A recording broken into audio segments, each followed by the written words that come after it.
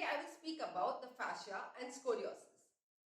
Most idiopathic scoliosis is not a bone or a muscle problem, it's a fascia issue. Until recently, very little was known about the fascia. However, in the last 10 years, fascia has slowly gained prominence in relation to our health and well-being. The fascia is our body's largest sensory organ, encompassing all other systems.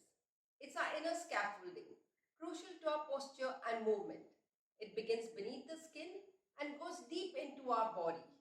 It attaches, stabilizes, encloses, and separates muscles and other internal organs.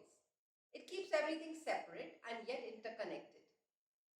Fascia is made up of three layers: superficial fascia, deep fascia, and visceral fascia.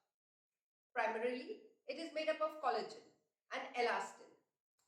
Collagen gives fascia its sturdiness and elastin gives it its stretchability. It helps in our proprioception, the ability to sense our body's movement and position in space.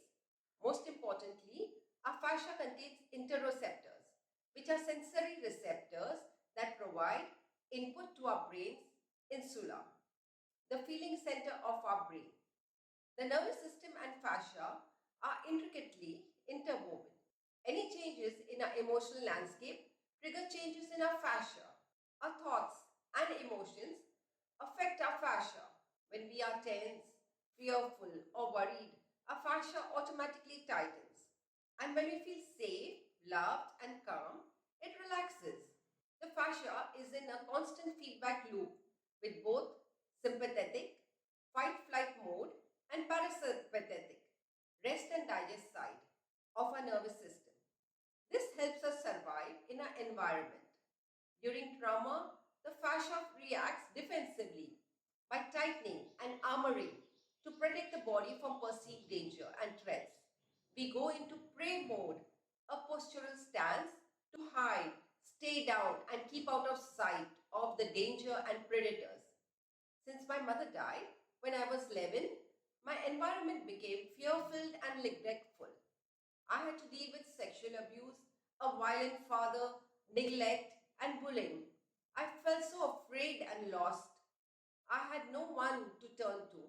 I had to shrink, cower, hide, submit, conform, and fawn to survive in my dysfunctional family. Cowering and hiding became my habitual pattern, ingrained in my psyche. My fascia adapted to help me survive in my environment. As a developing teen, my bones continued growing, but the fascia was in lockdown. My involuntary, self-protective posture led to tight, restrictive, and unyielding fascia and muscles. There was no room for my spine to grow. It had to twist to fit in the rigid space. What resulted was scoliosis. When a growing child feels chronically unsafe physically or emotionally, the fascia never gets a chance to relax and rebound back to a free-flowing fluid state. It remains in a state of impeded constriction. Over time, the muscles and fascia act like a vice grip to twist and pull the spine in a distorted manner. Posture, stance, and gait are all part of our history, shaped by the neural circuitry of our emotional experiences. According to Austrian psychoanalyst William Reich's theory of characterology, emotional armoring creates muscular armoring, which creates a character armor, which then becomes our personality. In my case, my traumatized, fearful personality manifested as scoliosis. Repressed fear, shame, guilt, anger, hopelessness, and resentment can keep our fascia locked in a state of immobility.